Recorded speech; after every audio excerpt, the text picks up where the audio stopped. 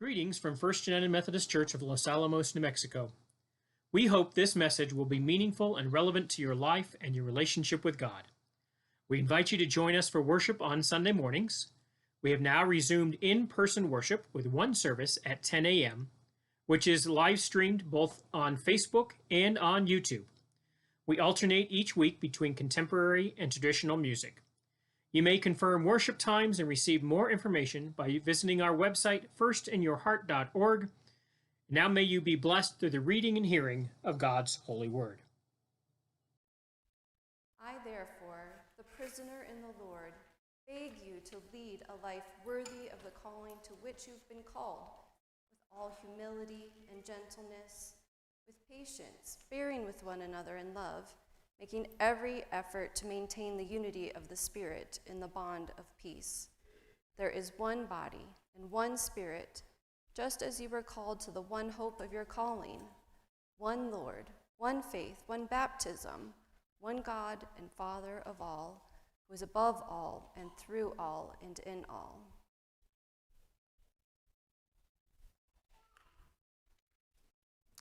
Our second reading is from the Gospel of John. This is part of the farewell discourse, which is Jesus' teachings given to the disciples on his last night.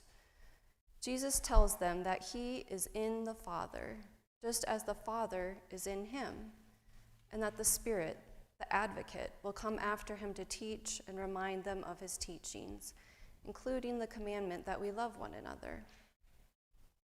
Jesus said, "I am the true vine, and my Father is the vine grower. He removes every branch in me that bears no fruit. Every branch that bears fruit, he prunes to make it bear more fruit. You've already been cleansed by the word that I have spoken to you. Abide in me, as I abide in you. Just as the branch cannot bear fruit by itself unless it abides in the vine, neither can you unless you abide in me. I am the vine, you are the branches. Those who abide in me, and I in them, bear much fruit, because apart from me you can do nothing. Whoever does not abide in me is thrown away like a branch and withers. Such branches are gathered, thrown into the fire, and burned. If you abide in me, and my words abide in you, ask for whatever you wish, and it will be done for you. My Father is glorified by this, that you bear much fruit and become my disciples. As the Father has loved me, so I have loved you. Abide in my love. If you keep my commandments, you will abide in my love, just as I have kept my Father's commandments and abide in his love. I have said these things to you, so that my joy may be in you, and that your joy may be complete. This is my commandment, that you love one another as I have loved you. No one has greater love than this, to lay down one's life for one's friends. You are my friends, and if you do what I command you, you are my friends if you do what I command you. I do not call you servants any longer, because the servant does not know what the master is doing. But I have called you friends, because I have made known to you everything that I have heard from my Father. You did not choose me, but I choose you. And I appointed you to go and bear fruit, fruit that will last, so that the Father will give you whatever you ask him in my name. I am giving you these commands so that you may love one another." This is the good news of Jesus Christ. Thanks be to God. So as part of programming night, which is our Sunday evening classes and community meal, we've temporarily combined our youth and adult classes together as part of our confirmation program to introduce people to some of the basics of faith and reintroduce or remind people of some of those basics. Last week I was teaching about the sacraments. In the Protestant tradition we have two, communion and baptism, because they are the two in which Jesus not only participated but also the two that he commanded the church to do. But only one of those sacraments is repeatable. That is the sacrament of communion. And so someone wisely asked, why don't we baptize people more than once? Or why don't we rebaptize people as some other churches and traditions do? And it's a great question to ask, and the answer is faithfulness. Baptism is a covenantal agreement, as we just sung in that song. And so as we say in the communion liturgy that Jesus came to create a new covenant by water and the Spirit. So another word for covenant is agreement or a contract, right? And so a contract is entered into by at least two parties, and it calls for parties to uphold, to do certain things and not to do certain things on both sides of that covenantal agreement. And that covenant can also be broken by either party, either through agreement or because one person is not faithful. They violate the terms of that contract. But when it comes to baptism and the covenant we enter into with God through baptism, God is always faithful. God never breaks God's side of that covenantal agreement. Because God is ever loving. And so while we can go astray, while we can wander away, while we can break our side of that covenantal agreement, God is always faithful. We can be like the prodigal son and wander away from the Father, only then to come back and find the Father standing at the gate, running out to greet us, throwing a party to celebrate that we have come home. Because God's love always abides in us. And we are then called to abide in God's love. That's that covenant that we're entering into. But God is always faithful to God's side. And so we do not rebaptize because God never needs to reclaim that his side of the covenant. Right? We can reaffirm our baptismal vows, re-enter into the covenant from where we have gone astray. But God has always been faithful. And so therefore, God doesn't need to reaffirm. We reaffirm, and we remember our baptism and take on those vows once again. And so that leads us then into the final question that we're looking at, is the questions that we ask in preparation for baptism, which we'll be doing on Easter Sunday this year. And that final question we ask is, according to the grace given to you, will you remain faithful members of Christ's holy church and serve as Christ's representative in the world? So when we looked at the second baptism question, which is about resisting evil, injustice, and oppression in whatever forms they present themselves, I said that to focus on that part of the question, you really have to focus on that first part of that second question, which is, do you accept the freedom and power God gives you to do those things? That is, we are not doing the work of resisting evil, injustice, and oppression by ourselves. That God is giving us the ability and capacity to accomplish these things.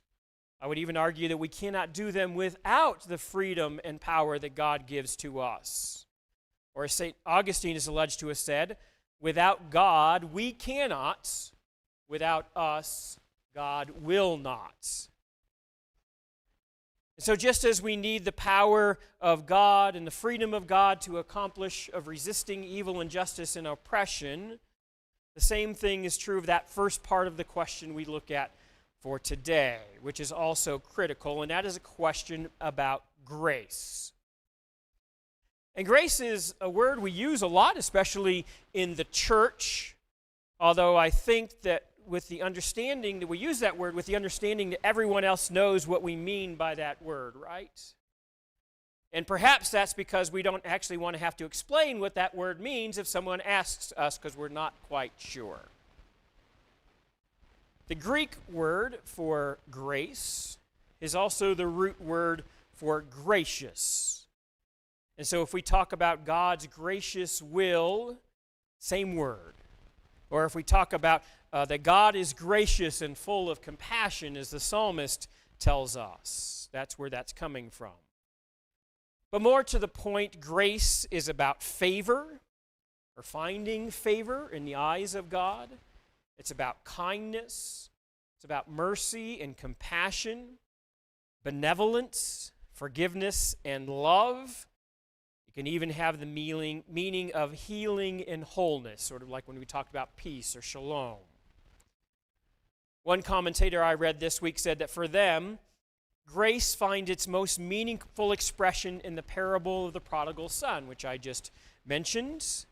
That the father welcoming the son home, even the father's role throughout that whole story, is the story of God's grace in all of its dimensions. And the other thing about grace is it's both unmerited and undeserved. That is, there is nothing we can do to gain it or earn it. It is freely given without price. Believing more or believing harder doesn't get us more grace. Working more or working harder does not get us more grace. Instead, grace is poured out freely into the world. In a Wesleyan perspective, we talk about prevenient grace, the grace that goes before. That is, God's grace is poured out into the entire world, to all of creation. Whether you know you need it, whether you even recognize it, God's grace is already there for everyone. And baptism and communion, amongst other things, are also vehicles for conveying God's grace, or more directly, they are ways we come to learn and know God's grace and the role it plays in our lives. And so, returning to that question for today, it's about the grace given to us, the grace working in and through us, and with that grace, will we then be faithful members of Christ's holy church? So again, this is not about the local congregation. This is the church universal, to the entirety of the vine into which we have been grafted, to use Paul's language, connecting it with Jesus' metaphor for today. And again, thinking back to that third question about whether we will join into Christ's holy church, which has been open to people of all ages, nations, and races. This is a church universal. Later, if we are going to welcome new members into this congregation, that comes after we've done baptism or reaffirmed our baptismal vows. Then we ask, will you be faithful members of the United Methodist Church and this local church in particular? But in baptism, that is not the question. It's, are you going to be united into the church universal?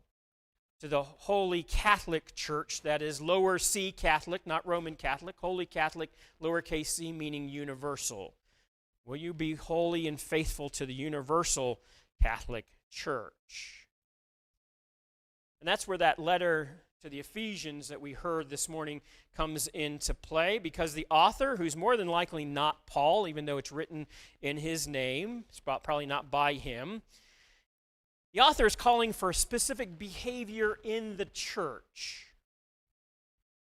Specifically, they call for love, humility, gentleness, and patience. So hard to do. And then finally, for unity.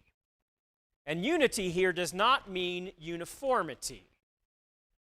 That is, we can disagree with one another, but we don't have to be disagreeable, right? That's what the author of Ephesians is talking about. And if we are practicing love and humility and gentleness and patience, then it should be easier not to be that disagreeable parts.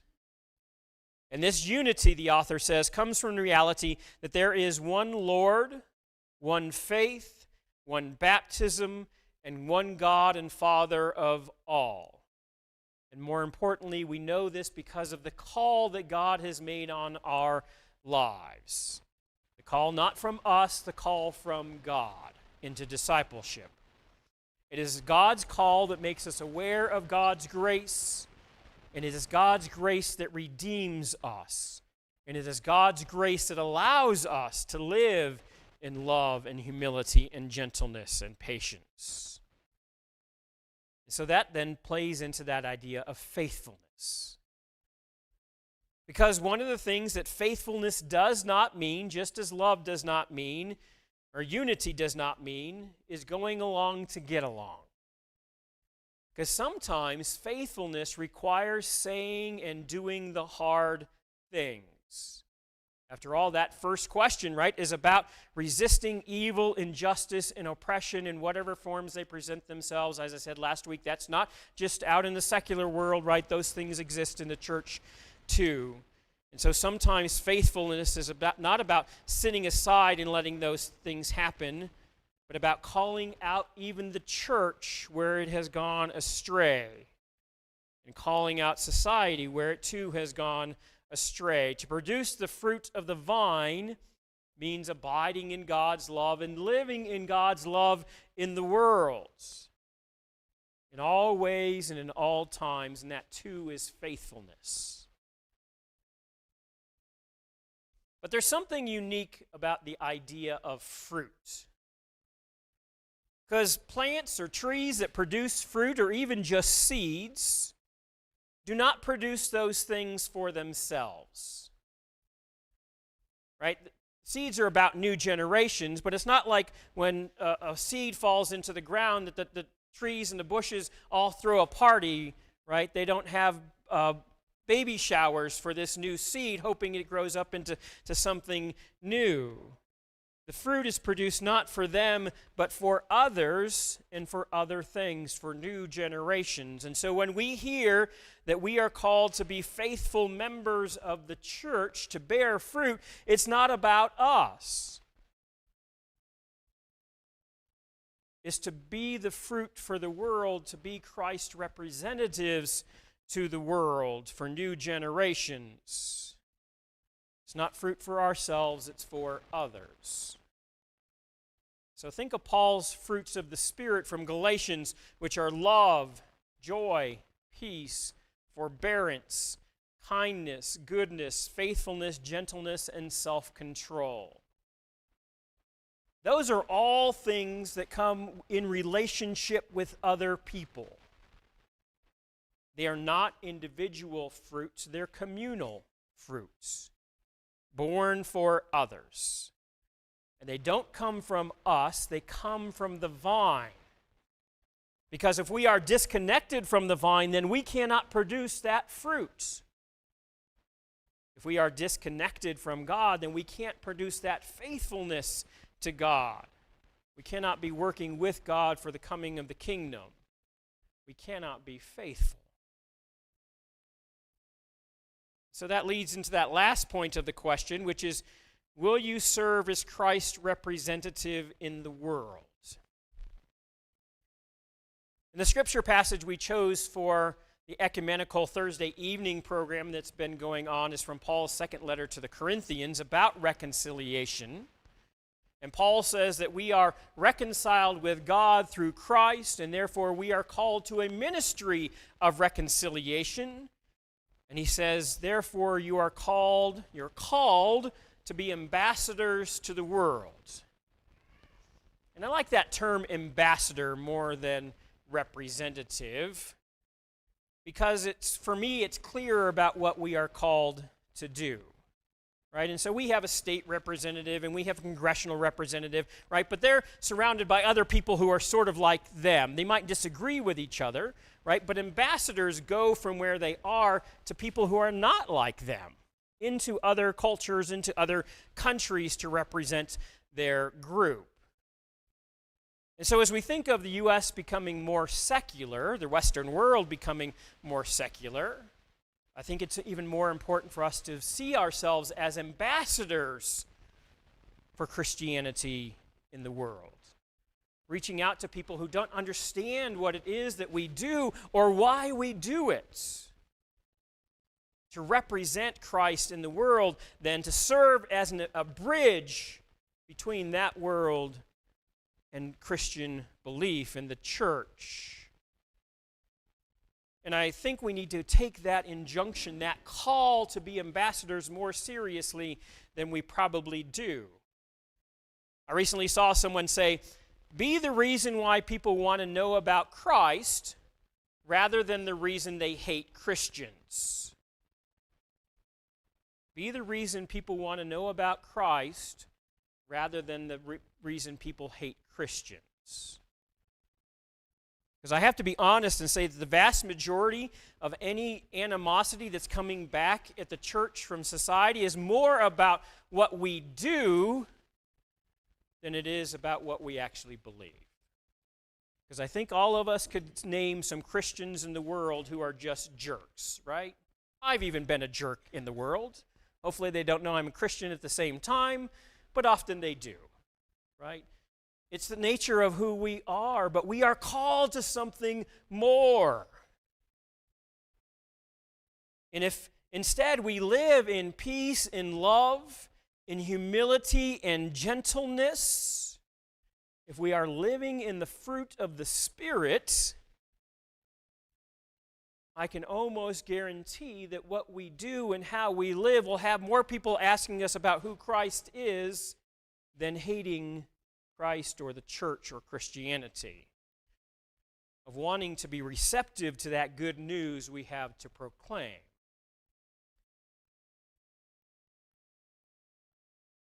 And so part of the act of baptism, we say, is that we are incorporated into God's mighty acts of salvation, which means that what we do matters. That we participate with God in bringing about the kingdom of God here and now, calling for God's will to be done on earth as it is in heaven. But we don't do it alone, nor are we called to do something that we do not already have the grace to be able to do. That we don't already have the strength and power to be able to do. Because we have those things, because God has already given them to us. We produce fruit not because it's up to us. We produce fruit because we abide in the vine. We produce fruit because we abide in God's love, as God's love abides in us. It's because of God's grace freely and abundantly poured out for us that we can even begin to think of doing the things that God has called us to do. It's because we are part of the vine, the entire vine,